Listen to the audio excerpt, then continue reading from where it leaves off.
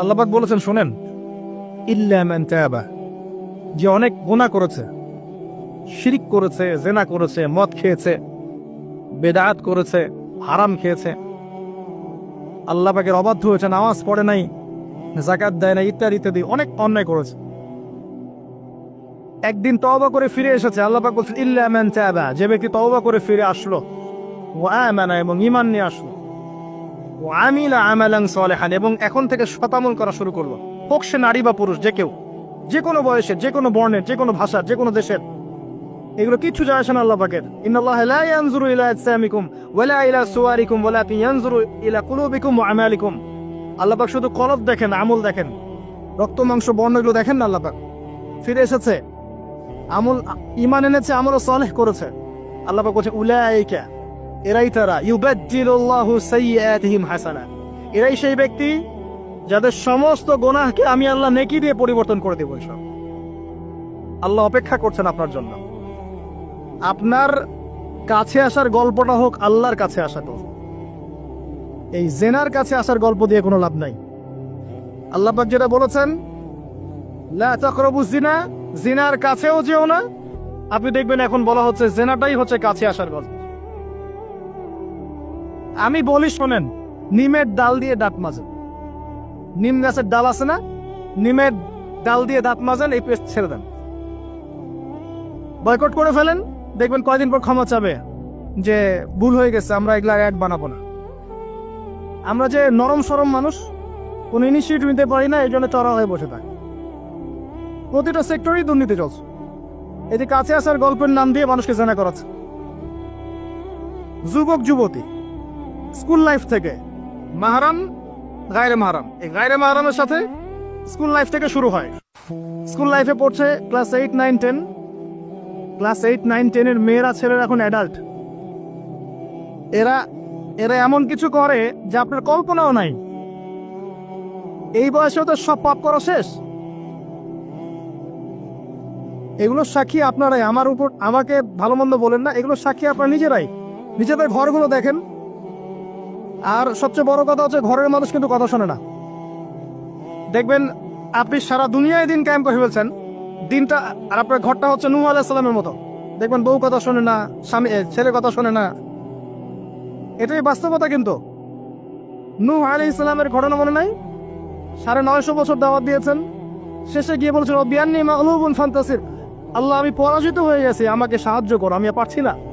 আল্লাহ পাক আযাব নাজিল করে দিলেন, তিনি পার হয়ে গেলেন না। ছেলে পার হয় না, ছেলে বলে আমি পাহাড়ে উঠে যাব, পাহাড় আমাকে সেভ করবে। নূহ আলাইহিস সালাম বলছেন আজকে কেউ সেভ করতে পারবে না আল্লাহর আযাব থেকে। একটু পরে ঢেউ এসে বাপ বেটার মাঝখানে পার্থক্য করে দিল, ছেলে ডুবে মরে গেল, তার স্ত্রী পর্যন্ত ঈমান নিয়ে আসলো না। আল্লাহর কাছে হাত তুলে দোয়া করছেন, আল্লাহ আমার ছেলে, আমার আহাল, আমার পরিবার। আল্লাহ ধমক দিয়ে বলছেন যে লাইসা মিন আহলিক, সে তোমার পরিবারের কেউ না। দেখবেন আপনি মাশাআল্লাহ দিনদার, আপনার ভিতরে ইসলাম এস্টাবলিশ করা ডিফিকাল্ট। মানুষ এখন খুব ব্যক্তি সচেতন, নিজের মনে যা চাবে সেটাই করবে। আর আনুগত্যকে তারা দাসত্ব মনে করে। কথা বুঝেন?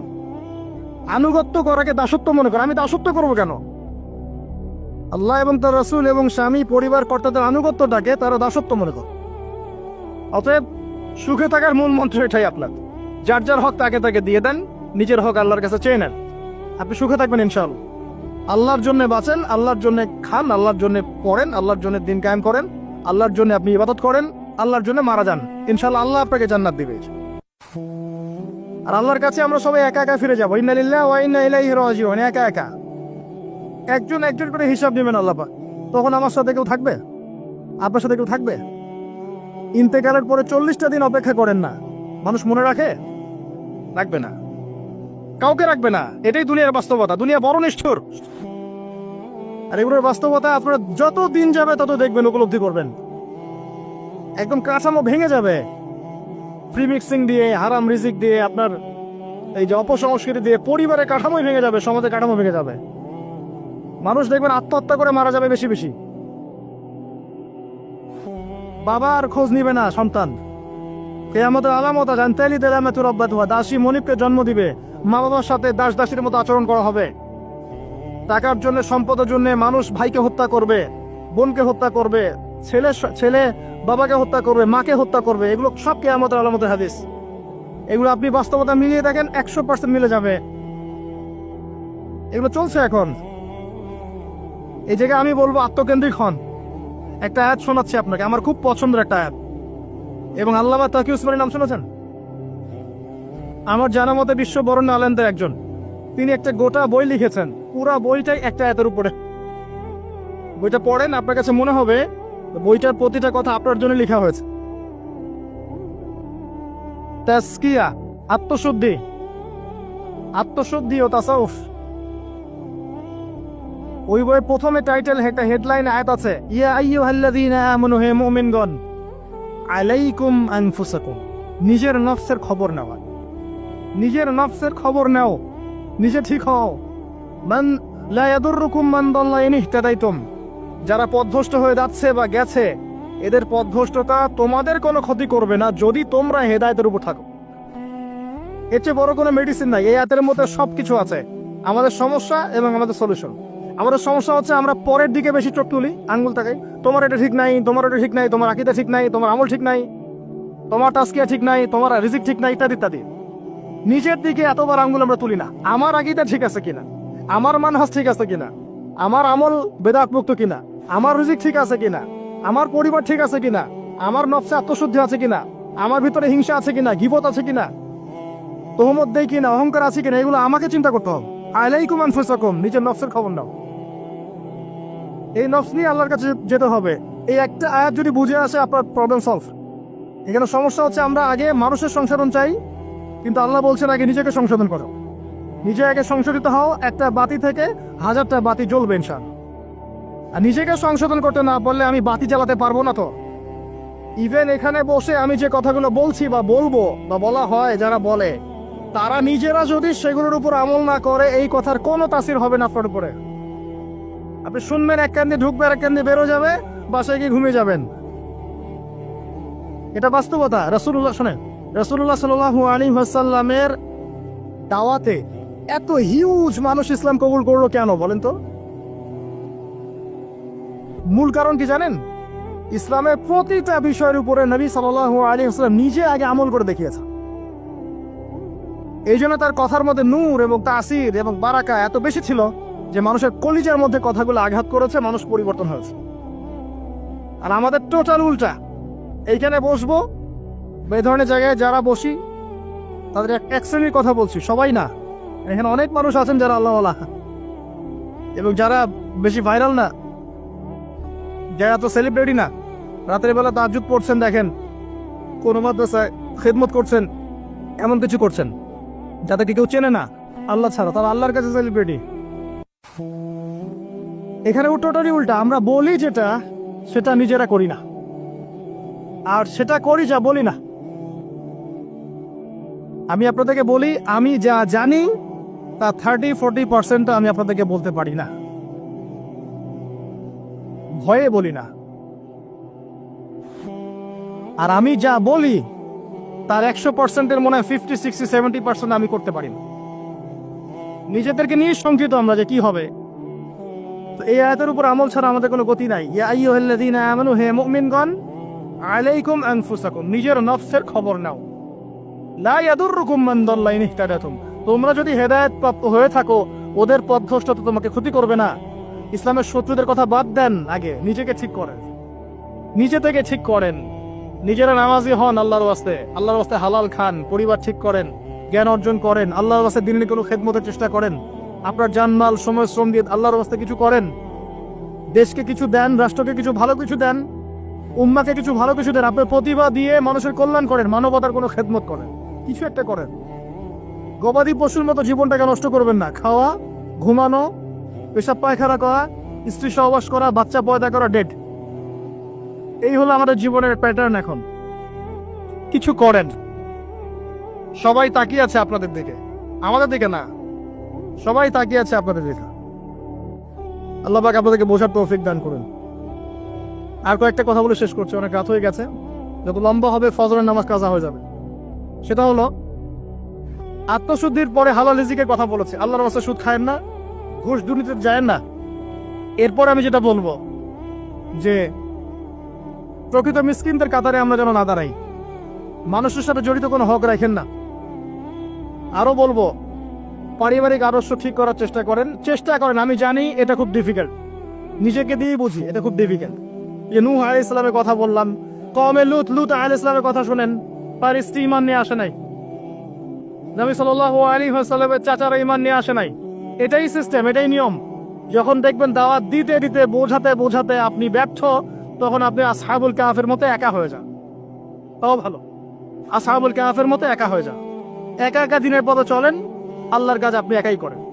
ইব্রাহিম একা একটা উম্মাহ, তার সাথে কেউ ছিল না, সে একাই একটা উম্মাহ ছিল। আল্লাহ পাক তাকে একটা উম্মাহ বলেছেন। আর এরপর যে কথাটা বলবো, শেষ কথা, সেটা হলো আল্লাহ পাক আমাদের সবাইকেই কিছু না কিছু প্রতিভা দিয়েছেন। জান, মাল, সময়, শ্রম, কারো অর্থ, কারো মেধা, কারো লেখার ক্ষমতা, কারো বলার ক্ষমতা, কারো সংগঠিত করার ক্ষমতা ইত্যাদি। আল্লাহ পাক যাকে যে ক্ষমতা দিয়েছেন, আপনার প্রতিভাটাকে আপনি আল্লাহর পথে কাজে লাগান। ছোট্ট কিছু করেন না, এতিমদের একটা প্রজেক্ট করেন, একটা মসজিদ করেন, একটা মাদ্রাসা করেন, একটা মক্তব করেন, একটা স্কুল প্রতিষ্ঠা করেন, একটা কলেজ প্রতিষ্ঠা করেন, একটা অর্থনৈতিক কোনো সিস্টেম কিছু লঞ্চ করেন, একটা ইসলামিক এনজিও করেন, কিছু একটা করেন যা দিয়ে আপনার দিনের কোনো উপকার হয়, ইসলাম এগিয়ে যায়। ইনশাল্লাহ এভাবেই আস্তে আস্তে সবার ক্ষুদ্র ক্ষুদ্র প্রচেষ্টা ইসলাম এগিয়ে যাবে ইনশাআল্লাহ। আজ হোক আর কাল হোক, আল্লাহর জমিন, আল্লাহর দিন প্রতিষ্ঠা হবে ইনশাআল্লাহ তাআলা। এবং আল্লাহর দিন যখন প্রতিষ্ঠা হবে, সবাই সুখে থাকবে, কেউ কষ্ট থাকবে না ইনশাআল্লাহ তাআলা। আল্লাহ রাব্বুল আলামিন আমাদের সবাইকে পবিত্র কোরআন এবং সুন্নাহ অনুযায়ী জীবনযাপন করার তৌফিক এনায়েত করুন, আমিন। আল্লাহ রাব্বুল আলামিন আমাদের সবার পারিবারিক আদর্শ সুশৃঙ্খল করে দিন, ইসলামিক করে দিন। আমাদের সবাইকে আল্লাহ পাক হালাল রিজিকের ব্যবস্থা করে দিন, এবং আমাদের মা বোনদেরকে আল্লাহ পাক খাস পর্দায় থাকার তৌফিক দান করুন। বাহ্যিক চোখ দিয়ে আপনি সবকিছুকে দেখলে মনে হবে যে বিশ্ব এগিয়ে যাচ্ছে, কিন্তু ভিতর দিয়ে দেখলে, আল্লাহর নূর দিয়ে দেখলে বুঝতে পারবেন বিশ্ব আগাচ্ছে ঠিকই, কিন্তু তার ধ্বংসের দিকে আগাচ্ছে। সময়ের জন্য অপেক্ষা করতে থাকেন, এক পর্যায়ে কথাগুলো বুঝে আসবে ইনশাআল্লাহ। হয়তো এখন মাথার উপর দিয়ে যাচ্ছে, ইল্লা মাশাআল্লাহ। আগে জ্ঞানতাত্ত্বিক দর্শনটা ঠিক করেন। আমাদের দর্শনটা এখন এমন যে চাক্ষুষ যা দেখব সেটাই সত্য, অথবা পরীক্ষা নিরীক্ষা পর্যবেক্ষণের মাধ্যমে যে সিদ্ধান্তে আসা যাবে সেটাই সত্য। এবং আমাদেরকে পশ্চিমা বিশ্ব এটাই শিখিয়েছে, পশ্চিমারা আমাদেরকে এটাই শিখিয়েছে যে পরীক্ষা নিরীক্ষা, যুক্তি, বিজ্ঞান, দর্শন, এগুলোর মানদণ্ডে যা লাভ করা যাবে সেটাই জ্ঞান। এর বাইরে জ্ঞানের কোনো অস্তিত্ব নাই। এই জন্যে আল্লাহ তারা বিশ্বাস করে না, কারণ আল্লাহকে দেখা যায় না, সিম্পল। মালায়েকা, ফেরেশতা তারা বিশ্বাস করে না, কারণ ফেরেশতাকে দেখা যায় না। জিন জাতিকে তারা বিশ্বাস করে না, কারণ তাকে দেখা যায় না। একইভাবে রূহ বা আত্মা, স্বপ্নের ব্যাখ্যা, আপনার ঘুম, আপনার কবরের আযাব, মিজান, পুলসিরাত, জান্নাত, জাহান্নাম, আগেকার আসমানি কিতাব, নবী রাসূলগণ, কাউকে দেখা যায় না, অতএব এগুলোর কোনো অস্তিত্ব নাই। এটা তাদের দর্শন, এবং এই ফিলোসফি দিয়ে সারা বিশ্ব এখন চলছে। লান নুমিনা লাকা হাত্তা নারাল্লাহা জাহরা, যেমনটা বনু ইসরাইল বলেছিল, সূরা বাকারার দিকে আছে, প্রথম দিকে। হে মূসা, আমরা তোমার কথায় বিশ্বাস করব না যতক্ষণ না আল্লাহকে চাক্ষুষ দেখছি। Islamic philosophy different. Islamic philosophy হচ্ছে এমন, ওয়াকুলিল হাক্কু মির রাব্বিকুম, হক বা জ্ঞান, সত্য তোমার রবের পক্ষ থেকে আসে। ফালা তাকুনান্না মিনাল মুমতারিন, তুমি সন্দেহবাদীদের অন্তর্ভুক্ত হও না। সূরা কাহফের 29 নম্বর আয়াতে আল্লাহ পাক আরো বলেছেন, ওয়াকুলিল হাক্কু মির রাব্বিকুম ফামান শাআ ফালইউমিন ওয়া মান শাআ ফালইয়াকফুর।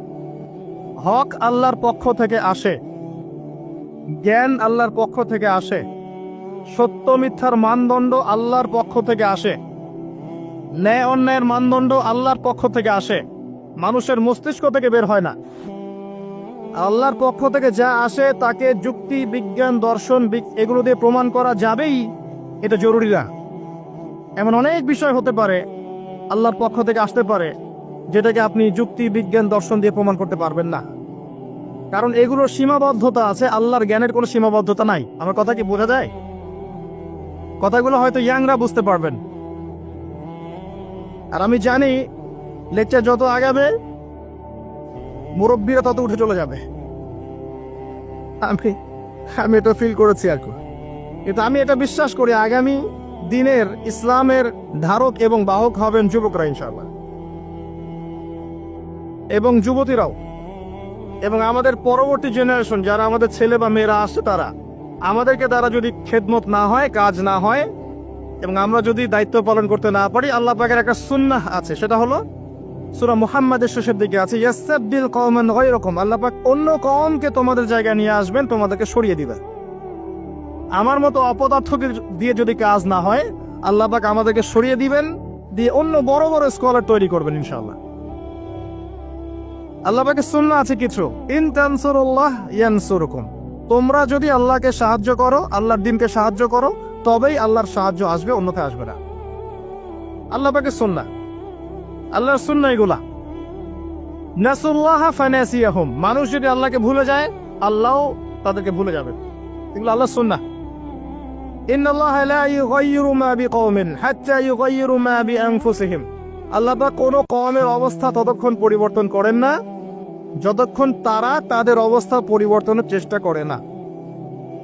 এগুলো আল্লাহর সুন্নাহ। তাই আমাদেরকে দিয়ে যদি কাজ না হয়, খেদমত না হয়, উম্মার যদি কোনো কল্যাণ না থাকে, আল্লাহ পাক আমাদের সবাইকে সরিয়ে দিবেন ইনশাআল্লাহ, এবং নতুন কওমকে নিয়ে আসবেন। এমন হতে পারে অমুসলিমদেরকে আল্লাহ পাক ইসলামের সৌন্দর্য দেখিয়ে, ইসলাম কবুল করিয়ে এইসব জায়গায় নিয়ে আসবেন, তারা দিনের খেদমত করবে ইনশাআল্লাহ। কারণ আমরা আগাছা, নিজেকে দিয়ে বুঝতে পারছি, মানুষের দিকে চোখ তোলার, আঙ্গুল তোলার দরকার নাই, নিজেকে দিয়ে বুঝতে পারছি আমরা সবাই আগাছা। আল্লাহ পাক সূরা আরাফের 179 নম্বর আয়াতে বলেছেন, ওয়ালাকাদ যারানা লিজাহান্নামা কাসীরাম মিনাল জিন্নি ওয়াল ইনস, প্রচুর জিন আর মানুষকে দিয়ে আমি জাহান্নাম পূর্ণ করব। খুশি হচ্ছেন? প্রচুর জিন আর মানুষকে দিয়ে আমি জাহান্নাম পূর্ণ করব। কি অপরাধ ছিল? লাহুম কুলুবুন লা ইয়াফকাহুনা বিহা, কলব দিয়েছিলাম, উপলব্ধি করত না।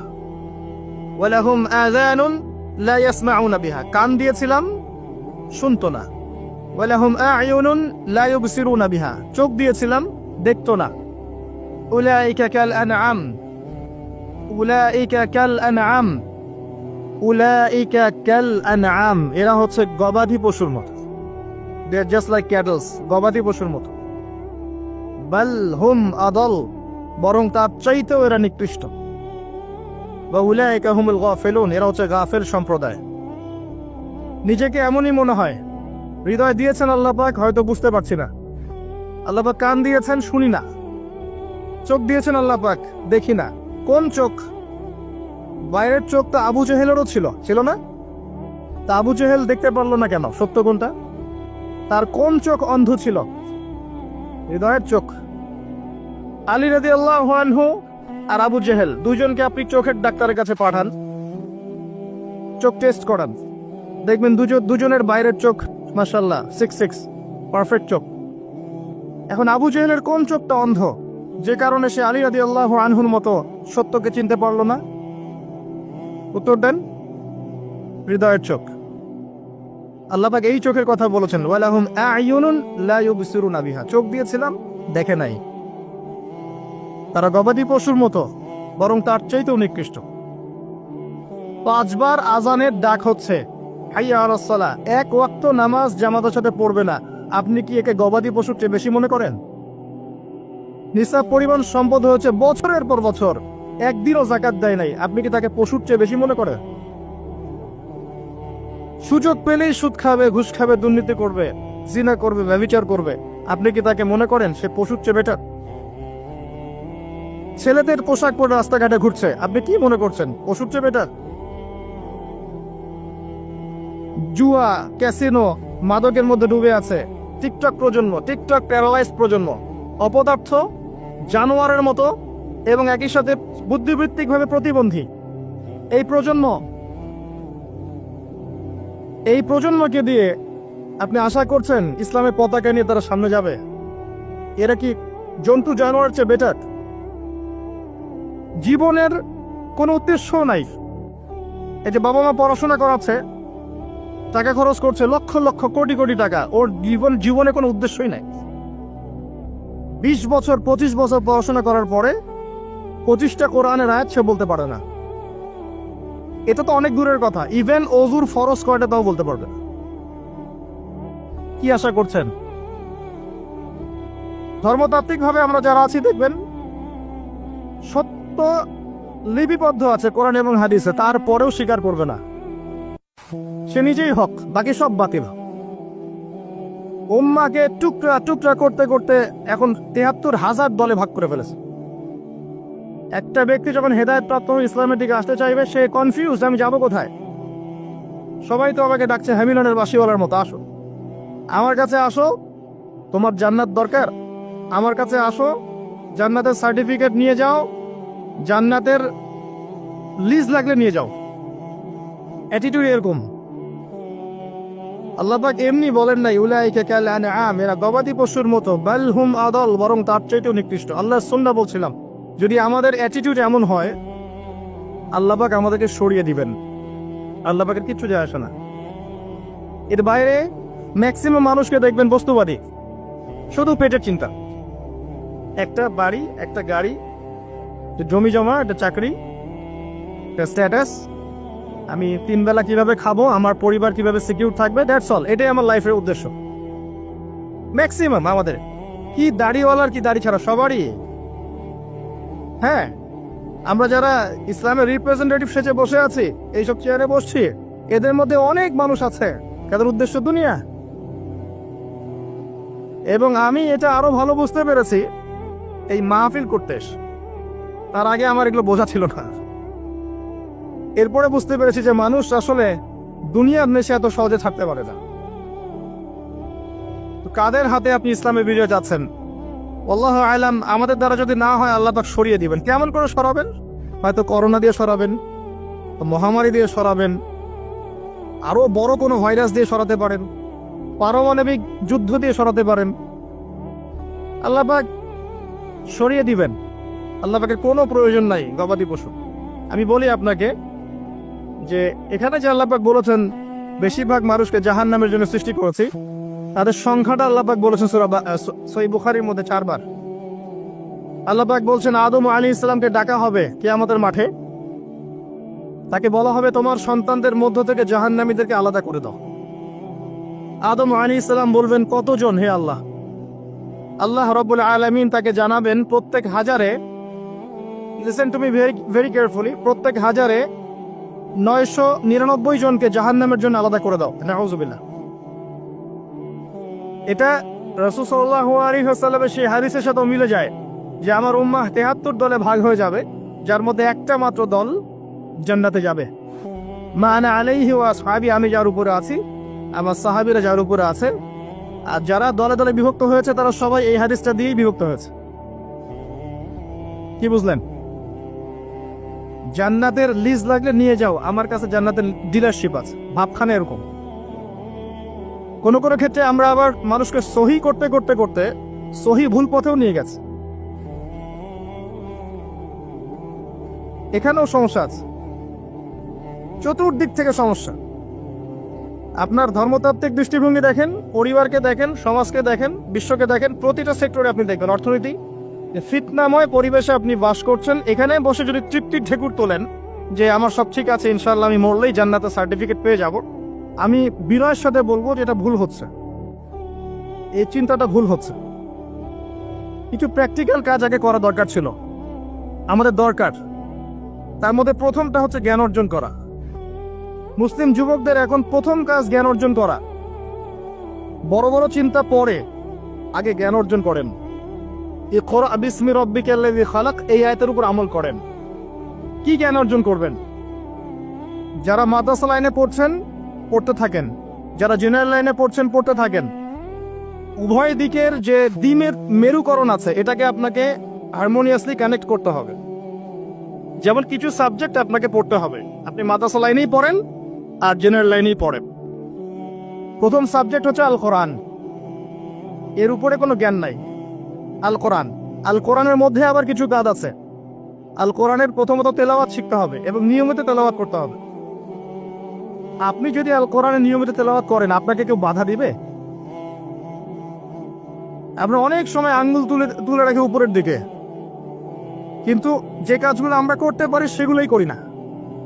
আপনি কোরআন চর্চা করেন, কেউ বাধা দিবে? প্রথম সাবজেক্ট আপনার কোরআন, এর তিলাওয়াত, এরপরে হচ্ছে অ্যারাবিক ল্যাঙ্গুয়েজ। অ্যারাবিক ল্যাঙ্গুয়েজের মধ্যে নাহু সরফ শিখতে হবে। মাদ্রাসা যে ক্লাসিক্যাল বইগুলো আছে সরফের এবং নাহুর, এসো আরবি শিখি, আবু তাহের মিসবাহ শাইখের যে কোর্সগুলো আছে, বরেন ওলামায়ে কেরাম যারা আছেন কওমি মাদ্রাসার এবং যারা অ্যারাবিক সেকশনে খেদমত করছেন, এদের কাছে গিয়ে পড়ে থাকেন, পড়ে থেকে অ্যারাবিকটা শেখেন। অ্যারাবিক শিখলে আপনি কোরআনের অর্থটা বুঝতে পারবেন। আর কোরআনের অর্থ না বুঝলে আল্লাহর নূর আপনার কলবে আসবে না। কোরআনের অর্থ না বুঝলে আল্লাহ নূর কোশ্চিন কালেও আসবে না, আপনি খিদির হতে পারবেন না। এবং এই কোরআন কোনো সাম্প্রদায়িক বই নয়, এটা সবার জন্যে। এই কোরআন সবার জন্যে, পুরো মানব জাতির জন্যেই, শুধু আমাদের মুসলিমদের অথরিটি না, এটা আমাদের পৈতৃক সম্পত্তি নয়, এটা পুরো মানব জাতির জন্যে। এবং কোরআনের সাথে আপনাকে তাফসিরগুলো পড়তে হবে। আপনার কাছে যে তাফসিরটা ভালো মনে হয়, হোক সেটা জালালাইন অথবা মারিফুল কোরআন অথবা ইবনে কাসির, যেটা আপনার কাছে বেস্ট মনে হয় সেটাই পড়েন। আমি এখানে সংকীর্ণ মানসিকতা আর মানহাজ মাযহাবের এই যে বিভক্তি, এগুলো থেকে আপনাদেরকে ঊর্ধ্বে চিন্তা করতে বলছি। এগুলো ঊর্ধ্বে ওঠেন, আপনি পরিপূর্ণ জ্ঞান পাবেন ইনশাআল্লাহ। একটা একটা সম্প্রদায়ের সাথে কানেক্টেড হয়ে থাকলে বাকিদের কাছ থেকে আর জ্ঞান পাবেন না, ফুল স্টপ। আপনি একটা সম্প্রদায়ভুক্ত হয়ে গেলে আপনি বাকিদের থেকে আর জ্ঞান পাবেন না। আপনার কাছে মনে হবে এটাই চূড়ান্ত হক, এর বাইরে কোনো হক নাই। কিন্তু আপনি যদি নিশ্চয়ই বিমানে চড়েছেন কখনো, যদি আপনি ফ্লাই করে থাকেন উপরে, উপর থেকে জমিনটাকে দেখতে যেমন লাগে, আপনি আকাশে আছেন, এখন জমিনটাকে দেখেন কেমন লাগে, আপনাকে ওই জায়গা থেকে চিন্তা করতে হবে। আপনি সবার উপরে ওঠেন, বাহির থেকে সবকিছুকে দেখেন, তাহলে আপনি বুঝতে পারবেন কার মধ্যে কি আছে। কোন একটা ঢুকে গেলে আর বুঝতে পারবেন না এখানে কি সমস্যা আছে, আপনার চোখের সামনে পর্দা পড়ে যাবে। কথা কি বুঝতে পারেন? আল্লাহ বোঝার তৌফিক দান করুন। কোরআন শেখেন, তাফসীর পড়েন। আপনি ফিকহি বিষয় উদার হয়ে যান। এখানে কোনো সংকীর্ণতার অবকাশ নাই। ইসলামের বৈচিত্র্য ইসলামের সৌন্দর্য। ইসলামের এই বৈচিত্র্যটাই ইসলামের সৌন্দর্য। কেউ যদি বলে যে এই দল এটাই চূড়ান্ত হক, এর বাইরে হকের কোনো মানদণ্ড নয়, সে ডাহা মিথ্যা কথা বলছে। ফিকহি বিষয়ে সাহাবায়ে কেরাম উদার ছিলেন। যাদের কাছে যতটুকু দলিল পৌঁছেছে অতটুকুর আলোকে তারা তাদের দল বানিয়ে নিয়েছে। কিন্তু এর মাঝখানেও একটা উম্মাতান ওয়াসাতা আছে, মধ্যম পন্থায় চিন্তা আপনাকে করতে হবে, সংকীর্ণ মানসিকতা থেকে বের হতে হবে। ওই আব্বাসীয় খেলাফতের সময় যখন মঙ্গোলিয়ানরা আক্রমণ করেছিল বাগদাদকে, এই জায়গাটা ভালো করে বোঝেন। যখন মঙ্গোলিয়ানরা আক্রমণ করেছে বাগদাদকে, তখনও কিছু মানুষ বসে বসে ঝগড়া করছিল, বাহাস করছিল যে কাকড়া খাওয়া হালাল না হারাম। আমার কথা বুঝতে পারেন? কাকড়া খাওয়া হালাল না হারাম এটা নিয়ে বাহাস করছিল। অলরেডি মঙ্গোলিয়ানরা হামলা করে দিয়েছে। পুরো বৈশ্বিক প্রেক্ষাপটে আমরা এখন সেটাই করছি। পুরো বিশ্বের প্রেক্ষাপটে মুসলিমদের যে অবস্থা, এখন আমরা অভ্যন্তরীণভাবে এটাই করছি। কে হাত কোথায় বাঁধবেন, কে কোথায় পায়ে পা লাগাবেন কি লাগাবেন না, আস্তে আমিন বলবেন না জোরে বলবেন, তারাবির নামাজ সামনে তরকা বাস আসবে, 20 পড়বেন না 8 পড়বেন, ঈদের নামাজ কত তাকবীরে পড়বেন, ইত্যাদি যে মাসআলাগুলোকে নিয়ে সাহাবায়ে কেরামের যুগ থেকে শুরু করে ইখতিলাফ চলে আসছে, এগুলো নিয়ে আমরা কিয়ামত পর্যন্ত ইখতিলাফ করতেই থাকবো। বলেন ঠিক, তাই না? এটাই করছি আমরা। এবং সারা বিশ্বের প্রেক্ষাপটে আমাদেরকে আজকে চতুর্দিক থেকে গলার মধ্যে রশি পেঁচিয়ে টান দেয়া হয়ে গেছে, খালি ফাঁসির কাস্টে ঝোলা বাকি এখন আমাদের। উদাহরণটা এভাবে দিতে পারি আমি, যারা বোঝা তারা বুঝবেন ইনশাআল্লাহ। সমুদ্রের ধারে দাঁড়িয়েছেন কখনো? অনেকে দাঁড়িয়েছেন, ওখানে কিছু চোরাবালি থাকে, আছে চোরাবালি আছে। এই চোরাবালিতে কেউ যদি ডুবে যায়, দেখা যায় যে আস্তে আস্তে তার হাঁটু, তারপরে তার কোমর, তারপর বুক আস্তে আস্তে ডুবতে থাকে। আমাদের অবস্থাটা এখন এমন হয়েছে যে প্রথমে আমাদের উম্মাহ, এই দেহটা একটা চোরাবালিতে পড়েছিল। পরে তার প্রথমত টাকনু পর্যন্ত ডুবেছে। সে হাত পা ছোড়াছড়ি করছে, আমাকে বাঁচাও, আমাকে উঠাও। চারপাশে উম্মার অনুসারী মানুষরা ছিলেন, তারা বলছে নড়াচড়া করবেন না, নড়াচড়া করবেন না, নড়াচড়া করলে আরো ডুবে যাবেন, ওইভাবে থাকেন। উম্মাহ বেচারা এভাবেই ছিল। তারপর আস্তে আস্তে আস্তে আস্তে তার হাঁটু পর্যন্ত ডুবে গেল। সে অস্থির হয়ে ছটফট করছে, আমাকে বের করো, আমাকে বের করো, আমি ডুবে যাচ্ছি। আশপাশের মানুষ বলছে রিল্যাক্স, নড়াচড়া করবেন না, নড়াচড়া করলে আপনি ডুবে যাবেন। এভাবে আস্তে আস্তে কোমর, আস্তে আস্তে বুক, এখন গলা পর্যন্ত ডুবে গেছে। এখনো উম্মাহ চিৎকার করছে, আমাকে বের করো, আমাকে বের করো, আমি ডুবে যাচ্ছি। আশপাশের মুসলিমরা বলছে নড়াচড়া করতে যায় না, নড়াচড়া করতে যায় না, ওইটাও ডুবে যাবে। কে টেনে তুলবে একে এখন? যারা আশপাশে আছে এই দুরবস্থায় এবং এই দায়িত্ব পালন করে নাই, আল্লাহ পাক অচিরে তাদেরকে সরিয়ে দিবেন ইনশাআল্লাহ, কোনো সন্দেহ নাই। নতুন কোনো কওম আসবে ইনশাআল্লাহ, নতুন কোনো প্রজন্ম আসবে ইনশাআল্লাহ, যারা এই উম্মাহটাকে আবার তুলবে ইনশাআল্লাহ। এবং আমরা জানি, আমরা আখিরুজ্জামান স্টাডি করে দেখেছি যে বিশ্বের সামনে এমন সময় আসবে যখন ঈসা ইবনে মারিয়ামকে আল্লাহ পাক নামাবেন, এবং এই বিষয়ে কোনো সন্দেহ নাই। আর ন্যাটো যদি চেষ্টা করে তাকে থামাতে পারবে না। কথা বুঝতে পারেন নাই? পৃথিবীর কোনো শক্তি তাকে আটকাতে পারবে না। আল্লাহ পাক এটা বলে দিয়েছেন, সিরিয়ার দামেস্কের সাদা মিনারের উপরে দুইজন ফেরেশতার কাঁধে ভর করে ঈসা ইবনে মারিয়ামকে আল্লাহ পাক পাঠাবে। হাদিস এভাবে এসেছে, তার চুলগুলো ছিল ব্রাউন কালার এবং অনেক কাত পর্যন্ত লম্বা। চুলগুলো দিয়ে টপটপ করে পানি পড়তে থাকবে, দেখে মনে হবে মুক্তা ঝরে পড়ছে। এত স্পেসিফিকলি কোন কিতাবে বলা থাকতে পারে, কোন রিলিজনের মধ্যে থাকতে পারে ইসলাম ছাড়া? ইসলামই তো সেই রিলিজন যেখানে আপনি হায়েস্ট নিফাসের মাসআলা পাবেন, পররাষ্ট্রনীতিও পাবেন। অন্য কোথাও আছে? ঈসা ইবনে মারিয়ামের চুল দিয়ে টপটপ করে পানি পড়তে থাকবে, এটা পর্যন্ত বলা আছে। এবং আল্লাহ পাক বলেছেন, তার রাসূলের মাধ্যমে জানিয়েছেন সাল্লাল্লাহু আলাইহি ওয়াসাল্লাম, যে ঈসা ইবনে মারিয়াম প্যালেস্টাইনের বাবেলুদ নামক জায়গায় মাসিহুদ দাজ্জালকে হত্যা করবে ইনশাআল্লাহ।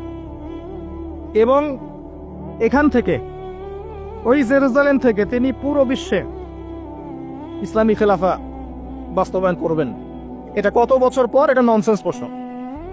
এটা কত বছর পর? এই প্রশ্নটা হচ্ছে এমন প্রশ্ন যে আদম আলাইহিস সালাম আর হাওয়া আলাইহিস সালাম যে গাছের ফল খেয়েছিলেন, ওই গাছের নাম কি? এই প্রশ্ন যেমন ভিত্তিহীন, ননসেন্স প্রশ্ন, এরকমই ননসেন্স প্রশ্ন হচ্ছে কত বছর পর এটা হবে। এটা দিয়ে আপনার কি দরকার? কত বছর পর হবে এদি আপনি কি করবে? এদি আমি কি করব? আর আমরা তো অপদার্থ, আগাছা, আমাদের সাথে এগুলো সাথে আমাদের তো বেসিকই ঠিক নাই। ঈসা ইবনে মারিয়াম এর হাতে আল্লাহ রাব্বুল আলামিন 40 বছর পৃথিবীর খেলাফা রাখবেন ইনশাআল্লাহ তাআলা। তখনকার যে প্রজন্মটা থাকবে, এই প্রজন্ম ইনশাআল্লাহ ওই চোরাবালিতে ডুবে যাওয়া উম্মাহকে টেনে বের করবে ইনশাআল্লাহ আযজা ওয়া জাল। এখন সময়ের অপেক্ষা করে বসে থাকার জন্য আপনাকে পাঠানো হয়নি, আমাকে পাঠানো হয়নি। আল্লাহ পাক কিছু দায়িত্ব দিয়েছেন। প্রথমটা বলছিলাম, আপনাকে জ্ঞান অর্জন করতে হবে, এবং জ্ঞান অর্জনের প্রথম ধাপ হচ্ছে আল কোরআন। যে সেক্টরে পড়াশোনা করেন, তারপরে আপনি আসবেন আরবি ভাষা সাহিত্যে, এরপরে আসবেন তাফসিরে, অনুবাদে, এরপরে হাদিসের কিতাবগুলো পড়বেন। এবং লাভ দিয়ে কঠিন হাদিস পড়তে যাবেন না, রিকোয়েস্ট। আগে লাভ দিয়ে খপ করে সহিহ বুখারী ধরতে যাবেন না, আপনি বিভ্রান্ত হয়ে যাবেন। আই রিপিট, লাভ দিয়ে খপ করে সহিহ বুখারী ধরতে যাবেন না, আপনি বিভ্রান্ত হয়ে যাবেন। বলতে পারেন যে বেদাতি কথা বলছি কিনা, এটা ফকিহদের কথা, যারা ফুকাহায়ে কেরাম তাদের কথা। কারণ লাভ দিয়ে কেউ এমবিএ পড়তে পারে না, লাভ দিয়ে কেউ মেডিকেল সায়েন্সের বই পড়তে পারে না, এক লাফে কেউ এই যে ডক্টরেট করতে পারে না, পারে। তাকে ধাপে ধাপে উঠতে হয়, আপনাকে ধাপে ধাপে উঠতে হবে। হাদিসে আরবাইন দিয়ে শুরু করেন। যে মাদ্রাসায় কওমি নিসাবে যারা পড়েছেন সবাই জানেন এই বিষয়গুলো। ফয়জুল কালাম দিয়ে শুরু করেন, ক্লাসিক্যাল বই, বুলুগুল মারাম মিন আদিল্লাতিল আহকাম, এগুলো দিয়ে আগান। মিশকাতুল মাসাবিহ দিয়ে আগান। মিশকাত পড়তেই তো দাঁত ভেঙে যায়, এত সহজ মনে করেছেন? 2-4 পাতা হাদিস পড়ে নিজেকে মুফতি মনে করবেন না, ক্লাসিক্যাল বইগুলো অনেক কঠিন। এবং যারা আলেম ওলামা হয়েছেন এমনি এমনি হন নাই, সুদীর্ঘ পথ পাড়ি দিয়ে আলেম হয়েছেন। যখন আপনি কম জানবেন তখন মনে হবে যে আমি অনেক জানি, যখন বেশি জানবেন মনে হবে কিচ্ছু জানি না। আমার কথা বুঝতে চেষ্টা করেন। যখন কম জানবেন মনে হবে অনেক জানি, আমি পণ্ডিত, এটা হালাল এটা হারাম, এটা জায়েজ এটা নাজায়েজ। যত বেশি জানতে থাকবেন, যত বেশি আলেম ওলামার সোহবতে পড়ে থাকবেন, দেখবেন আপনি কিচ্ছু জানেন না। এবং যত দিন যাচ্ছে আমি নিজেকে এই জায়গায় ফিল করি যে আমি আসলে কিছুই জানি না। এবং আমি যেখানে বসে কথা বলছি, রাতের অন্ধকারে আমার কান্না আসে যে আমি যে এখানে বসে কথা বলছি, তাহলে উম্মার কি অবস্থা বোঝা আমার শেষ। কথা বুঝতে পারছেন না? এখানে বসা উচিত ছিল এমন মানুষের যাদের হাতে ইসলামের বিজয় হবে। সেখানে আমার মতো নগণ্য মানুষ বসে আছে, তার সাথে একটা ছবি তোলার জন্য মানুষ হুমড়ি খেয়ে পড়ছে। তারা চিন্তা করেন বাস্তবতা কি জিনিস। আল্লাহ পাক আমাদেরকে বুঝদান করুক। প্রত্যেকটা ঘরে ঘরে একটা করে ইসমাইলের মতো ছেলে তৈরি করেন আলাইহিস সালাম। প্রত্যেকটা ঘরে ঘরে একটা ওমর এবং খালিদের মতো ছেলে তৈরি করেন। মারিয়াম আয়েশা রাদিয়াল্লাহু আনহুমা তাদের মতো করে মেয়ে তৈরি করেন। আজকে থেকে 50 বছর পরে রেজাল্ট পাবেন ইনশাআল্লাহ। ইসলামের বিজয় হুট করে হবে না। আল্লাহ পাকের সিস্টেম সুন্নাহ হচ্ছে আল্লাহ পাক হঠাৎ করে কিছু করেন না। রাত থেকে দিন হয়, ধীরে ধীরে হয়। দিন থেকে রাত হবে, ধীরে ধীরে হবে। ধাপ করে রাত হয় না, ধাপ করে দিন হয় না। আর আমরা এটা আশা করে বসে আছি যে ধাপ করে মনে হয় ইসলাম বিজয় হয়ে যাবে, জি না? ঈসা ইবনে মারিয়ামের সেই সময় আসতেও দেখবেন অনেক পর্যায়ে পার হবে। বিশ্ব এই অবস্থা থাকবে না, 1/3 মানুষই থাকবে না, ডেড। এবং কে জানে আগামী 10 বছরের মধ্যে নাও থাকতে পারে। আল্লাহু আ'লাম। যা শুরু হয়েছে বিশ্বে, যারা আমাদেরকে হিউম্যানিটি শিখাতো এক সময়, মানবতা শিখাতো, এরাই দেখবেন এখন অমানবিক আচরণ করছে। এটা ওপেন সিক্রেট। যারা আমাদেরকে মানবতা ধ্বজাধারী হয়ে আমাদেরকে মানবতা শেখায়, আমরা যদি বাধ্য হয়ে কারো কাছে বহির্বিশ্বের কাছে ঋণ চাই, আমাদেরকে নিয়ে ঠাট্টা মশকরা করে। আর এগুলো এখন সব মিডিয়াতে আসে, আমাদেরকে কিছু মনেই করে না। অ্যারোগেন্ট জাতি এ পশ্চিমারা। আল্লাহ পাক এমন কলিউশন লাগিয়ে দিবেন যে ওরা আপোষে মারামারি করে শেষ হয়ে যাবে, দেখে নিন। আল্লাহ পাক এমন কলিউশন লাগিয়ে দিবে যে পুরো ওই জায়গাটা ধসে যাবে। পৃথিবীর 3টা বড় বড় ভূমিকম্প বাকি আছে এখনো, তার মধ্যে একটা হবে পশ্চিমা বিশ্বে, আর একটা অবশ্য পূর্ব দিকে যেখানে আমরাও থাকি, আরেকটা হচ্ছে আমাদের আমিরুল মুমিনিনদের দেশে, দুবাই আরব কন্টিনেন্ট। তারা আমাদের এখন আমিরুল মুমিনিন না, অনেক মানুষ তাই মনে করে যে আরবিতে কথা বললেই আমিরুল মুমিনিন, আবার একটু ঘষা মাজা করলেই আমিরুল মুমিনিন। সুবহানাল্লাহ। আপনি এক চোখ দিয়ে রেখেছেন, আপনার ভিতরে চোখ অন্ধ। ইসরায়েল পুরো জায়গা ক্যাপচার করে ফেলবে অচিরেই ইনশাআল্লাহ তাআলা, নাকের ডগায় বসেই। এবং মুসলিমরা মেনেও নিবে সেগুলা, তার সাথে বন্ধুত্ব করে ফেলবে এবং সে ডমিনেট করবে পুরো আরব বিশ্বকে। চ্যালেঞ্জ করলাম, দেখে নিন ইনশাআল্লাহ তাআলা। আপনি এখন অন্ধ। ইমামুল মেহদি যখন আসবে তখন দেখবেন তার উপরেই চাপ সৃষ্টি করা হবে। ইমামুল মাহদিকে নিঃসন্দেহে সন্ত্রাসী বলা হবে যদি ওই সময় মিডিয়াগুলো থাকে, এবং মুসলিমরাই এগুলো ঢোল পিটাবে, দেখে নিন। এক শ্রেণীর মুসলিম বের হয়ে যাবে তখনও, যখন বলবে যে ইমামুল মাহদি খারেজি, এটাও বলবে। অপেক্ষা করতে থাকেন, জ্ঞান অর্জন করেন প্রিয় ভাই। হাদিসে কিতাবের কথা বলছিলাম, আগে বড় জায়গায় যায় না, মিশকাত শেষ করেন, আস্তে আস্তে ইবনে মাজায় যান, তিরমিজিতে যান, আবু দাউদ পড়েন, নাসাই পড়েন, পরে যান বুখারী মুসলিমে। তখন কি ইনশাআল্লাহ আপনি বুঝতে পারবেন। আর এই পড়াশোনা করবেন কোথায়? একা একা? বাজার থেকে যাব, পাবলিকেশন থেকে বই কিনবো, আরবি এবারত জবর যে প্রেস দিয়ে আছে পড়বো, বাংলা অনুবাদ পড়বো, মুফতি হয়ে যাবো, তাই নাকি? শুকরান। কে বলেছেন কথাটা? শুকরান। ওস্তাদ লাগবে, ওস্তাদ লাগবে, ওস্তাদ। আর ওস্তাদ খুঁজতে গিয়ে সাম্প্রদায়িক হয় না যে আমি এই মাযহাব ফলো করি, এই মাযহাবের বাইরে কোনো ওস্তাদ নিব না, আমি এই দল করি, এই দলের বাইরে কোনো ওস্তাদ নিব না। তখন কি হবে? আপনি দলীয় সাম্প্রদায়িকতায় চলে যাবেন। আপনিও তখন মুকাল্লিদ হবেন। মানুষকে মুকাল্লিদ বলছেন, আপনি নিজেও তো মুকাল্লিদ। একজন আলেম বই লিখেছেন, ধরেন আমার হাতে একটা বই আছে, নামাজ শিক্ষার বই, কথায় কথা। তো এখন এই বইটার মধ্যে তিনি কিছু দলিল দিয়েছেন, রেফারেন্স দিয়েছেন, নামাজকে সাবিত করেছেন, আপনি এখন সেটা ফলো করছেন। হাদিসের নাম্বারগুলো দেওয়া আছে, আপনি ফলো করছেন। ফলো করে বলছেন আমি গায়রে মুকাল্লিদ, তোমরা সবাই মুকাল্লিদ। এই যে বইটা তিনি লিখলেন, আপনি তো লেখককে ফলো করছেন, লেখক যা লিখেছেন তাই ফলো করছেন। অবশ্যই আপনিও তার মাযহাব মেনেছেন, তার মতকে মানেন নাই, মেনেছেন। নাকি আপনি প্রত্যেকটা হাদিসকে যাচাই বাছাই করে দেখেছেন কোনটা সহিহ কোনটা যঈফ? দেখেছেন? তাহলে আপনি তার মত মেনেছেন, আর মত তো মানতেই হচ্ছে। এই মতটুকু না মানলে তো আমি দিন বুঝতেই পারবো না। পারবো? আমরা কি সবাই স্কলার, মুস্তাহিদ? আমরা কি সবাই ইস্তেহাদ করার যোগ্যতা রাখি? তাহলে নিঃসন্দেহে এমন মানুষের কাছে যেতেই হবে যিনি ইস্তেহাদ করার যোগ্যতা রাখেন।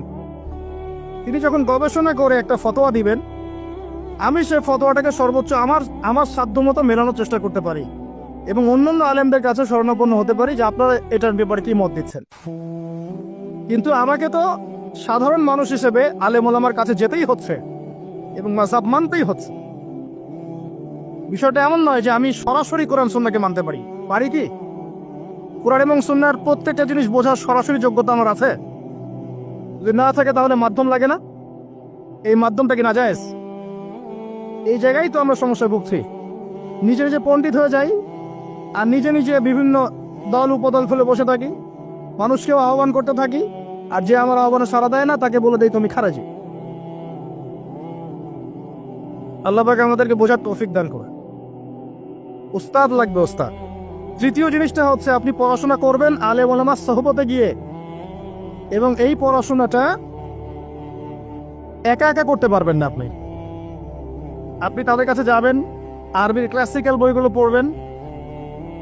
এটা শুধু পড়ার জন্য নয়, বরং তাদের সোহবতে থেকে, চরিত্র থেকে জ্ঞান শেখার জন্য।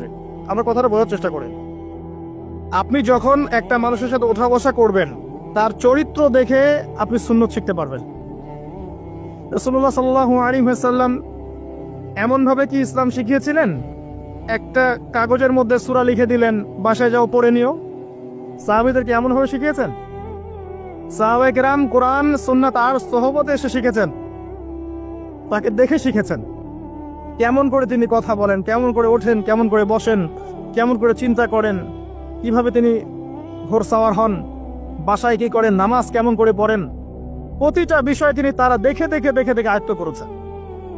আব্দুল্লাহ ইবনে মাসউদ রাদিয়াল্লাহু আনহু সম্পর্কে বলা হয় যে তিনি এমনভাবে নবী সাল্লাল্লাহু আলাইহি ওয়াসাল্লামকে দেখেছেন, কপি করার চেষ্টা করেছেন, যে তিনি উঠতেন তার মতো করে, বসতেন তার মতো করে, কথা বলতেন তার মতো করে। সুবহানাল্লাহ। সোহবতেই আপনাকে নূর দিবে ইনশাআল্লাহ। এবং যখন আল্লাহর নূর প্রাপ্ত মানুষের কাছে গিয়ে আপনি থাকবেন, তখন আপনি বুঝতে পারবেন যে আপনার ভিতরে কোথায় ত্রুটি আছে। আপনার ভিতরে ত্রুটি কোথায় কোথায় আছে এটা আপনি ধরতে পারবেন না, মানুষ ধরিয়ে দিতে হবে। এবং আল্লাহওয়ালা মানুষটা যদি ধরিয়ে দেয় এবং আপনি সংশোধন করে নেন, তখন আপনি সঠিক পথ পাবেন ইনশাআল্লাহ। সোহবত, এই সোহবত আপনাকে তাসকিয়া দিবে। তাসকিয়া মানে কি? আত্মশুদ্ধি। তাসকিয়া মানে আত্মশুদ্ধি, এবং আত্মশুদ্ধি হচ্ছে এখনকার সবচেয়ে বড় বিষয়। আত্মশুদ্ধি নাই, বড় বড় লেকচার দিয়ে লাভ নাই। আত্মশুদ্ধি কখন আসবে? যখন কলবে নূর আসবে। কলবে নূর কখন আসবে? যখন আপনি বেশি বেশি কোরআন তেলাওয়াত করবেন, 1 নাম্বার। 2 নাম্বার, যখন আপনি বেশি বেশি মউতের ফিকির করবেন। 3 নাম্বার, বেশি বেশি কবরের চিন্তা করবেন, পরকালের চিন্তা করবেন। 4 নাম্বার, বেশি বেশি আপনি আল্লাহর জিকির করবেন। 5 নাম্বার, বেশি বেশি আল্লাহর কাছে দোয়া করবেন। কম খাবেন, কম ঘুমাবেন, কম স্ত্রী সহবাস করবেন, কম মানুষের সাথে মিশবেন, কম কথা বলবেন। নূর আসবে ইনশাআল্লাহ। যত বেশি খাবেন, যত বেশি ঘুমাবেন, বেশি বেশি যৌন সম্পর্ক করবেন, হালাল হলেও বেশি বেশি করবেন, বেশি বেশি খাবেন, বেশি বেশি কথা বলবেন, আর বেশি বেশি মানুষের সাথে আড্ডা পিটায় বেড়াবেন, কলবের নূর নষ্ট হয়ে যাবে। এগুলো হালালের মধ্যে। আর হারাম যদি হয়, মদ পান করেন, জেনা করেন, ব্লু ফিল্মস দেখেন, পর্নোগ্রাফি দেখেন, মেয়েদের সাথে ডেটিং করেন, ফ্রি মিক্সিং করেন, আবিজাবি, তাহলে তো নূরের কোনো প্রশ্নই নাই, নূরের সাথে আপনার কোনো সম্পর্কই নাই তখন। এগুলোর পরেও আরো বিষয় আছে। এগুলোর পরের বিষয় হচ্ছে কলব থেকে কয়েকটা বিষয় দূর করতে হবে। আবার 1 নাম্বার, দুনিয়ার প্রেম। দুনিয়ার প্রেম দূর করতে হবে। দুনিয়াতে থাকতে হবে মুসাফিরের মতো। সকালে আছেন, সন্ধ্যার গ্যারান্টি নাই, সন্ধ্যায় আছেন, সকালের গ্যারান্টি নাই। দুনিয়াতে মুসাফিরের মতো, দুনিয়ার প্রেম দূর করতে হবে। 2 নাম্বার, মনের মধ্যে হিংসা রাখা যাবে না। কি রাখা যাবে না? যেটা রাখা আমাদের এখন ফরজ। এই হিংসা রাখা এখন মুসলিমদের ফরজ হয়ে গেছে। হিংসা না করলে পেটের ভাতটুকু হজম হয় না। কারো রাইজিং দেখলেই, একটু রাইজিং দেখলেই হিংসা। হিংসা রাখা যাবে না। 3 নাম্বার, আত্ম অহংকার রাখা যাবে না, ইগো রাখা যাবে না, লৌকিকতা রাখা যাবে না, রিয়া প্রদর্শন করা যাবে না, এবং ওই যে গীবত, তুহমত, অপবাদে যে অপসংস্কৃতি আছে এইগুলো থেকে দূরে থাকতে হবে। ইনশাআল্লাহ তাআলা আল্লাহর নূর আপনার কলবে আসবে ইনশাআল্লাহ। তখন ইনশাআল্লাহ তাআলা আপনি খিজির হবেন আলাইহিস সালাম, যে কিনা অনেক দূর পর্যন্ত দেখতে পারে, যা মূসা আলাইহিস সালাম পর্যন্ত পারেন নাই। সুবহানাল্লাহ। আসেন, এই খিদির আলাইহিস সালামকেই আল্লাহ পাক বলেছেন শেষ জামানার সবচেয়ে জ্ঞানী মানুষ। মানে জামানা না, পুরো ইউনিভার্সের সবচেয়ে জ্ঞানী মানুষ। মূসা আলাইহিস সালাম বলেছিলেন আমার চেয়ে জ্ঞানী কেউ নেই, আল্লাহ পাক বলেছেন খিদির আছে। শেষ জামানার সূরা আল কাহফ এর মধ্যে তার কথা আছে। এটা আপনাকে ডাইরেকশন দিচ্ছে, শেষ জামানায় যদি আপনি হকপন্থী হতে চান, আলোর সন্ধান পেতে চান, খিদির আলাইহিস সালামের মতো দূরদর্শিতা সম্পন্ন হতে হবে। আল্লাহ পাক তৌফিক দান করুন। হাদিসের বইগুলো পড়েন, ওস্তাদের কাছে গিয়ে শেখেন। এরপরে সোহবত। সোহবত আপনাকে আত্মশুদ্ধি দিবে। আত্মশুদ্ধির কিছু পথ ও পদ্ধতি বলে দিলাম। এখানে আমি একটা হাদিস বলবো, এই হাদিসটা খুব ভালো করে শোনেন। আল্লাহ রাব্বুল আলামিন বলেছেন হাদিসে কুদসি যে আল্লাহ পাক যেগুলো ফরজ করেছেন, ওয়াজিব করেছেন, এগুলো যখন একজন বান্দা নিয়মিত করতে থাকে এবং এর সাথেও নফল কাজ করতে থাকে, আল্লাহ পাক সেই বান্দাকে ভালোবেসে ফেলেন। আল্লাহ পাক যখন কোনো বান্দাকে ভালোবাসেন তাকে ডেকে নিয়ে আসেন, তাকে ডেকে নিয়ে বলেন, সরি, এই যে আপনি ওঠাউঠি করছেন, আমার কনসেন্ট্রেশন নষ্ট হচ্ছে। যখন আল্লাহ পাক কাউকে ভালোবাসেন তখন জিবরাইল আলাইহিস সালামকে ডেকে নিয়ে আসেন। ডেকে নিয়ে এসে বলেন যে পৃথিবীতে অমুকের পুত্র অমুক, তাকে আমি ভালোবাসি, হে জিবরাইল তুমিও তাকে ভালোবাসো। এরপর জিবরাইল আলাইহিস সালাম তাকে ভালোবাসতে থাকেন এবং অন্যান্য মালায়েকাদেরকে ডেকে জিবরাইল আলাইহিস সালাম বলেন, আল্লাহ অমুককে ভালোবাসেন, আমিও তাকে ভালোবাসি, তোমরা সবাই তাকে ভালোবাসো। এরপর সমস্ত ফেরেশতারা তাকে ভালোবাসতে শুরু করে।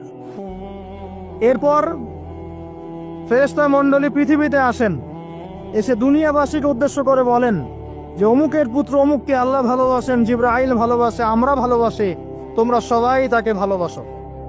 এরপর দুনিয়ার মানুষদের কাছে তার মর্যাদা বাড়িয়ে দেওয়া হয়, তার দিকে মানুষের মনকে ঘুরিয়ে দেওয়া হয় এবং তার প্রতি মানুষের ভালোবাসা সৃষ্টি করে দেওয়া হয়। আল্লাহ পাকের নূর যখন আপনার ভিতরে আসবে, ইনশাআল্লাহ দেখবেন আল্লাহ রাব্বুল আলামিন আপনার হাতে তার দ্বীনের পতাকা দিবেন ইনশাআল্লাহ আযজা ওয়া জাল্লা। তাজকিয়ার প্রয়োজন, তাজকিয়া না আসলে নূর আসবে না। লাভ নাই ভাই, প্রচুর ইবাদত বন্দেগী করে মনের মধ্যে অহংকার রেখে কোনো লাভ নাই। অনেক কিছু করছেন, নিজেকে মনে করছেন আপনি সুপিরিয়র, অন্যরা সব ককরোচ, আপনি জান্নাতের ডিলার, লাভ নাই। ইবলিসের আকীদা এটা ইবলিসের আকীদা। খলাকতানি মিন নার ওয়া খলাকতাহু মিন তিন। এখন যারা ইসলামের বিপক্ষে আছে তাদের মধ্যে থেকে আল্লাহ পাক খালিদ এবং ওমর রাদিয়াল্লাহু আনহুর মতো সাহাবী বের করতে পারেন। আল্লাহ পাকের সুন্নাহ বোঝা খুব দুষ্কর। যাকে আপনি তুচ্ছ করছেন, আল্লাহ পাক তাকে হেদায়েত দিয়ে আপনার চেয়ে বড় জায়গায় নিয়ে যেতে পারেন। যাকে আপনি বড় কাফের মনে করছেন, আল্লাহ পাক কাল তাকে হেদায়েত দিয়ে ইসলামের খেদমত করাতে পারেন।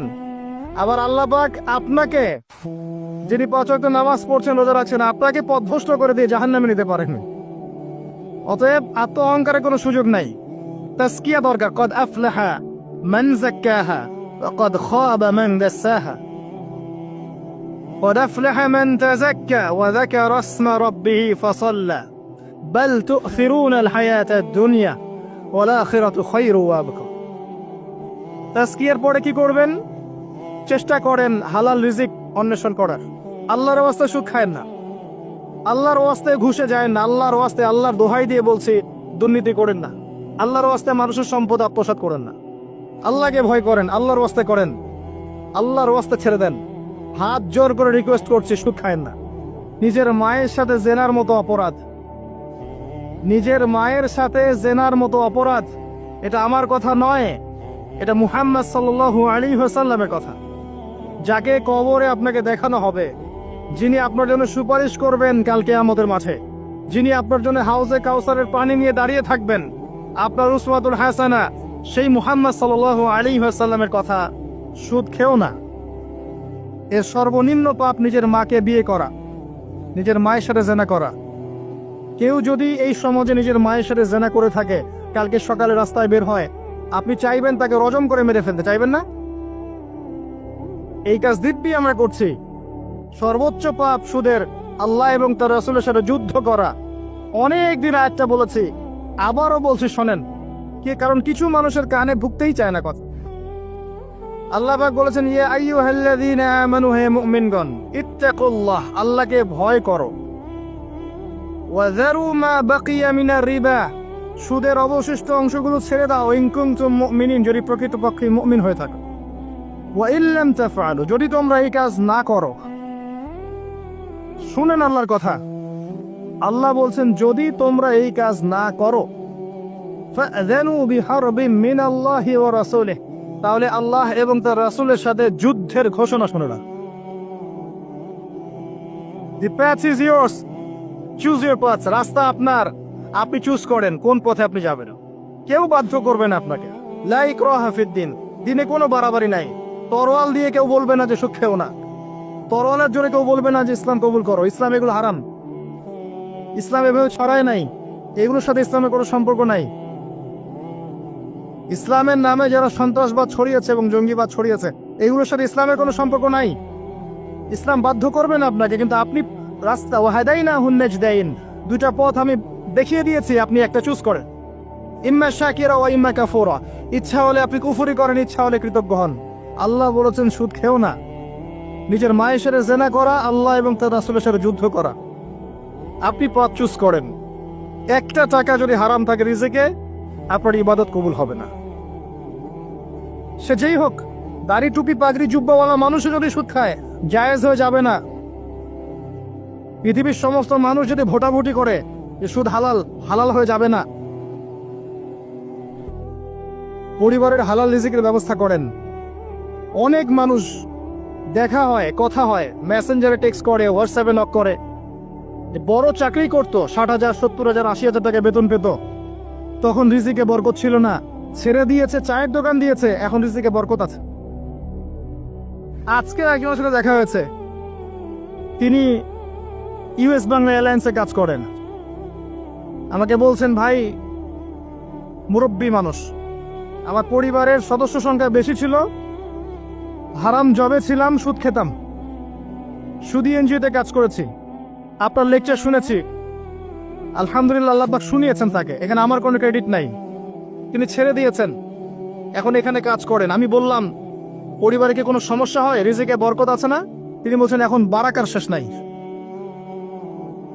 বলছে, কেউ অসুস্থ হয় না পরিবারে আমার এখন, আগে ডেইলি অসুস্থ হতো। আমার টাকা চুরি চামারি হয় না, আগে আমার টাকা আত্মসাৎ হয়েছে। বরকত কি জিনিস আপনাকে বুঝাই। বরকত চোখে দেখা যায় না। আপনি হালাল রিজিকে থাকেন, দেখবেন আপনার পরিবারের মানুষ কম অসুস্থ হচ্ছে, খরচ কমে গেল, আপনার সম্পদ চুরি ডাকাতি হচ্ছে না, নিরাপদ আছে। আপনার অল্প রিজিক আল্লাহ রহমত বরকত ঢেলে দিলেন, অল্প খেয়ে আপনি তৃপ্ত, মেডিসিনে খরচ নাই, অসুস্থতার খরচ নাই, আজে বাজে কোনো খরচ নাই, কারণ আপনি হারাম খাচ্ছেন না। বরকত চোখে দেখা যায় না, এটা বুঝতে হয়। আবার দেখবেন মাসে কোটি টাকা আর্ন করছেন, এই যে বড় একটা ক্যান্সার, এই যে কিডনি ড্যামেজ, এই যে ব্লাড চেঞ্জ করতে হচ্ছে, একটা রোগ শেষ হচ্ছে আরেকটা শুরু হচ্ছে, বাবার অসুখ, মায়ের অসুখ, এই সমস্যা ওই সমস্যা একটার পর একটা লেগেই আছে। এই প্রজেক্ট নষ্ট হচ্ছে, ওই প্রজেক্ট নষ্ট হচ্ছে, আবার মানুষ ছিনতাই করছে, চুরি ডাকাতি করছে। এটা আল্লাহ পাকের গজব। রহমত বরকত চোখে দেখা যায় না, এটা আপনাকে বিশ্বাস করতে হবে যে আল্লাহর পক্ষ থেকে এগুলো আসে। ইমানের 6 পিলার শক্ত গায়েব। আল্লাহ বিশ্বাস গায়েব, মালায়েকা ওয়া কুতুবিহি ওয়া রুসুলিহি ওয়াল ইয়াউমিল আখির ওয়াল কদরি খাইরি ওয়া শাররি, সবই গায়েব। অদৃশ্য বিশ্বাসের নামই তো ঈমান। তো বরকত রহমত কি দেখা যাবে? দেখা যাবে না। রূহ বা আত্মাকে দেখেছেন? আপনার শরীরে নাই। এভাবেই আল্লাহ রহমত বরকতে বিশ্বাস করতে হবে। আল্লাহ পাক ইনশাআল্লাহ তাআলা আপনার হালাল অল্প রিজিকে বারাকা দিবেন ইনশাআল্লাহ। আল্লাহর ওয়াস্তে দুর্নীতি করেন না, আল্লাহর ওয়াস্তে করেন না। আমি বলি একটা হাদিস শোনাই, আমরা তো দায়িত্ব পেলে অনেক খুশি হই। রাসূলুল্লাহ সাল্লাল্লাহু আলাইহি ওয়াসাল্লাম বলেছিলেন, হে আবু যর, তুমি কখনো দুইজন ব্যক্তির দায়িত্ব নিতে যেও না।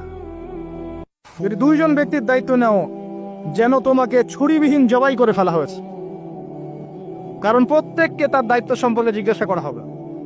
আমরা তো খুশি হই। রাসূল সাল্লাল্লাহু আলাইহি ওয়াসাল্লাম বলেছেন, তোমরা কি জানো সবচেয়ে বড় মিসকিন কে? সবচেয়ে বড় মিসকিন কে? দরিদ্রকে? সাহাবীরা বলছেন, আমরা তো মনে করি যার কাছে অর্থ সম্পদ কম সেই বড় মিসকিন। আল্লাহ রাসূল বলছেন, ভুল। শোনো, সবচেয়ে বড় মিসকিন সেই ব্যক্তি যে ব্যক্তি পরকালে অনেক নেকি নিয়ে উঠবে, নামাজ, রোজা, হজ, যাকাত, ওমরা, হজের নেকি, বিশাল বিশাল নেকি। এরপরে সে দেখবে সামনে মানুষ দাঁড়িয়ে আছে, কারো গীবত করেছে, কাউকে তহমত দিয়েছে, কাউকে অপবাদ দিয়েছে, কারো টাকা চুরি করেছে, কাউকে অন্যায়ভাবে জুলুম করেছে, কাউকে পিটিয়েছে, কারো সম্পদ লুট করেছে ইত্যাদি। তখন আল্লাহ পাক বলবেন, শোধ করে দাও। কিভাবে শোধ করা হবে? ফেরেশতারা জিজ্ঞাসা করবেন, আল্লাহর পক্ষ থেকে হুকুম আসবে, এই ব্যক্তির নেকিগুলোকে ওদের আমল নামে কনভার্ট করো। বলছি শেয়ার ইট পাস করে দাও। ওটা আরো বড় টেকনোলজি হবে ইনশাআল্লাহ তাআলা। বলার সাথে সাথেই আপনার নেকি আমার নেকি দেখা যাবে চলে গেছে, নাউজুবিল্লাহ। এবার সব নেকি শেষ। এবার কি হবে?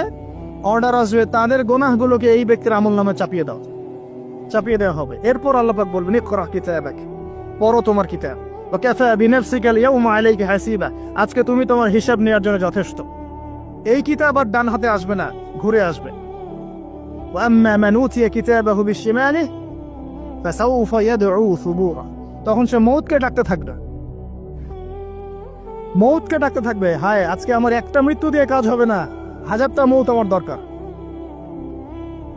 সুবহানাল্লাহ, ইন্না লিল্লাহি ওয়া ইন্না ইলাইহি রাজিউন। এই হচ্ছে তাদের পরিণতি যারা অন্যের সম্পদ আত্মসাৎ করে খাবে।